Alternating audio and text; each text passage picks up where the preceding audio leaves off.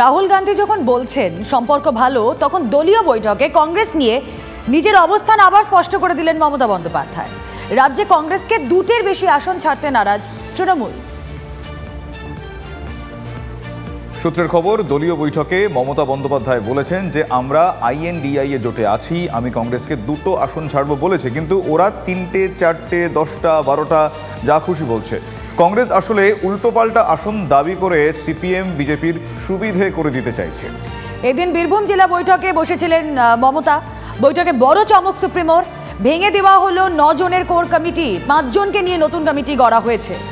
Core কমিটিতে কাজল শেখ নেই। সূত্রের খবর, বৈঠকে মমতার তোপের মুখে পড়তে হয় কাজল শেখকে। পৌষ মেলায় চেয়ার বিতর্কে তিরস্কার মুখ্যমন্ত্রীর। এত সাহস পাও কোথা থেকে, প্রশ্ন ক্ষুব্ধ মুখ্যমন্ত্রীর। বৈঠকে মমতা বন্দ্যোপাধ্যায়কে নাকি বলতে শোনা যায়, কেষ্ট থাকতে সংগঠন নিয়ে চিন্তা করতে হয়নি, নতুন কোর কমিটিতে অনুব্রত শিবিরের ওপরই আস্থা তৃণমূল নেত্রীর। কি বলছেন সাংসদ শতাব্দী রায় বৈঠকের পর? বিরোধীরা তারাও বা কি বলছেন, শুনবো। খুব যে গোষ্ঠীদ্বন্দ্ব তাও নয়, কিছু কিছু জায়গায় মানুষের একটু অভিযোগ অভিমান থাকে বা দলের মানুষের অভিমান থেকে থাকে, সেগুলোকে মিটিয়ে নেওয়া এবং একসঙ্গে দলকে জেতানো। 2টো সিট, মমতা ব্যানার্জির সিট, 2টো সিট জিততেই হবে, এটা একমাত্র বার্তা। পাঠা তো মমতা ব্যানার্জির, লেজে কাটবে না মুন্ডুতে কাটবে, তা আমাদের ভেবে লাভ কি আছে? বোধ হয় এমনটা হতে পারে যে দিল্লি থেকে কোনো আশ্বাস পেয়েছেন, আবার যদি অনুব্রত ফিরে আসার চান্স পায়, সেই কারণে এখন আবার কাজলকে সরিয়ে অনুব্রত কথা ভাবতে পারছেন হয়তোবা। অনুব্রত মণ্ডল খুব শীঘ্রই ফেরত আসবেন না। তৃণমূল কংগ্রেসের যে রাজনীতি, সেটা দখলদারির রাজনীতি, মানুষের প্রতিবাদকে বাজেয়াপ্ত করবার রাজনীতি, ভীত সন্ত্রস্ত করে লুটতরাজের রাজনীতি। তো সেখানে দাঁড়িয়ে অনুব্রত মণ্ডলের যে চলার পথটা ছিল, সেটাই তৃণমূলের পথ। লোকসভা ভোটের আগে জেলা তৃণমূলে এই সাংগঠনিক রদবদলে তৈরি হয়েছে একটা ক্ষোভ বিক্ষোভের পরিস্থিতি, আর সেখানেই হাতিয়ার মিষ্টি কথা, মিষ্টি মুখ। এসেছিলেন জেলা পরিষদের কর্মাধ্যক্ষের পদ থেকে ইস্তফা দিতে, অভিমান ভেঙে তৃণমূল নেতাকে বাড়ি ফেরালেন বিধায়ক। পশ্চিম বর্ধমানের পাণ্ডবেশ্বরের ছবিটা কিন্তু বেশ স্বস্তি শাসক দলের কাছে।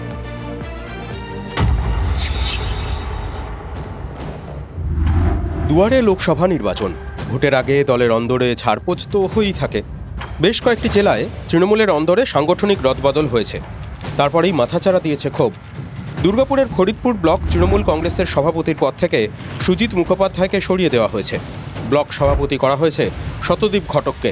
বলে রাখি, একসময় জিতেন্দ্র তিওয়ারির অনুগত সৈনিক ছিলেন সুজিত। যাই হোক, দলের এই সিদ্ধান্তে বেজায় ক্ষুব্ধ সুজিত শিবির।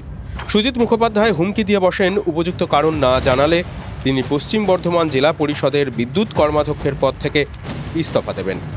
এরপরেই ব্যাট হাতে মাঠে নামেন রানীগঞ্জের বিধায়ক তাপস বন্দ্যোপাধ্যায়। দলের পুরনো কর্মী হিসেবে কাজ করে যাওয়ার অনুরোধও জানান। কর্মাধ্যক্ষর পদ থেকে ইস্তফা দিতে এসেও ফিরে যান সুজিত। মিষ্টি কথা, মিষ্টি মুখে নেতার অভিমান ভাঙেন বিধায়ক। তাপসদা রাজ্য নেতৃত্বের সঙ্গে কথা বললো আমার সামনে, হ্যাঁ কথা বলেছে, আমাকে রিজাইন দিতে বারণ করেছে এবং দলের মধ্যে থেকে কাজ করতে বলেছে। আমরা মমতা ব্যানার্জির দিকে দল করি, একটা অভিমান হয়েছে ঠিকই যে বিনা কারণ ছাড়া বাদ দেওয়া হয়েছে, তো আমার জবাব জারি থাকবে। আমি রাজ্য স্তরেও যাব, তার যে আমি জানতে চাইবো কী কারণে এই ঘটনা। ওর নেতৃত্বে দীর্ঘদিন ধরে ওই এলাকায় তৃণমূলকে সমৃদ্ধ করেছে। দলের মতবিরোধ নেই, দলে দেখুন দলের হলে তো মিটিং মিছিল করছে না, মতবিরোধ একটা মান অভিমান তো থাকেই। দল তোমাকে সম্মান দিয়েছে, একটা জায়গায় নিয়ে গেছে, তো দলের কাজ করো। আর মমতা ব্যানার্জি জিন্দাবাদ বলতে গেলে তো কারো পারমিশন লাগে না। তবে সব জায়গায় ছবি এক নয়। দলের ব্লক সভাপতিকে বদল করার প্রতিবাদে একসঙ্গে 13 জন তৃণমূল পঞ্চায়েত সদস্য পাণ্ডবেশ্বরের বিধায়কের কাছে পদত্যাগপত্র পাঠিয়ে দেন। এক অঞ্চল ও ব্লক সভাপতিও পদত্যাগ করেন। দলের কাছ থেকে সদুত্তর না পেলে বড়সড় আন্দোলনের হুঁশিয়ারিও দিয়ে রেখেছেন তৃণমূলের নেতারা। আসানসোল থেকে চন্দ্রশেখর চট্টোপাধ্যায় রিপোর্ট, TV9 বাংলা।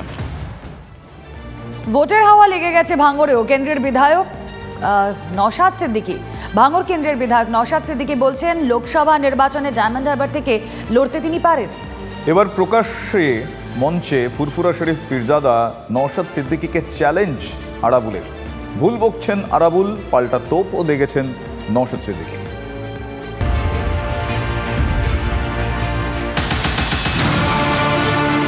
সামনে ভোট থাকুক বা না থাকুক, রাজ্য রাজনীতির হটস্পট ভাঙড়।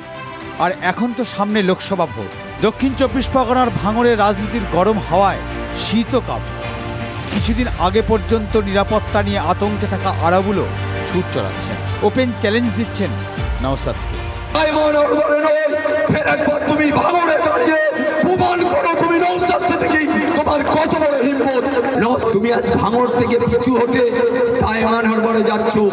তোমার ওখানকার ছেলেরা গলায় তোমার জুতোর মালা দিয়ে, গলা ধাক্কান দিয়ে ডায়মন্ড হারবার থেকে তোমাকে পার করবে নওশাদ।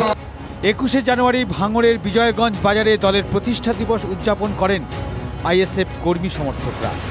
এই প্রথম এলাকায় বিধায়ক নওশাদ সিদ্দিককে ছাড়াই রাজনৈতিক সভা ছিল আইএসএফের। সেখানে দলীয় কর্মীদের উপস্থিতি ছিল চোখে পড়ার মতো। তা দেখেই ভয় পেয়ে ভুল বকছেন আরাবুল, পাল্টা তোপ নওশাদে। হারের আতঙ্কে এখন থেকে তো কালীঘাট থেকে ভাঙড়ের এই দাপুটে নেতা একসময় কাঁপছে কেন? আমাদের ভাঙড়ের নেতৃত্বরা জালক জমায়েত করে দেখিয়ে দিয়েছে, এতে ওরা ভয় পেয়েছে, সেই জন্য ভুল বকতে শুরু করেছে। মাস কয়েক আগে ডায়মন্ড হারবার থেকে লোকসভা নির্বাচনে লড়াইয়ের ইচ্ছা প্রকাশ করেন ভাঙড়ের আইএসএফ বিধায়ক নওশাদ সিদ্দিকী। অভিষেকের বিরুদ্ধে প্রার্থী হতে চাওয়ার পর থেকেই একের পর এক তৃণমূল নেতার আক্রমণের মুখে পড়েছেন নওশাদ। যদিও তাতে দমে যেতে নারাজ তরুণ এই বিধায়ক। শুধু লোকসভার ভোটই নয়, 2026-এর বিধানসভা ভোটকে পাখির চোখ করার বার্তাও দিলেন নওশাদ। ভাঙড় থেকে সত্যজিৎ মণ্ডলের রিপোর্ট, TV9 বাংলা। পরাক্রম দিবসের ছবি আপনারা দেখছেন। পরাক্রম দিবস উপলক্ষে লালকেল্লায় প্রদর্শনী, সেখানে নেতাজি মূর্তিতে মাল্যদান, প্রধানমন্ত্রী নরেন্দ্র মোদীর নেতাজিকে শ্রদ্ধা জ্ঞাপন প্রধানমন্ত্রীর, সেই ছবি আপনারা দেখছেন এই মুহূর্তে সরাসরি লালকেল্লা থেকে।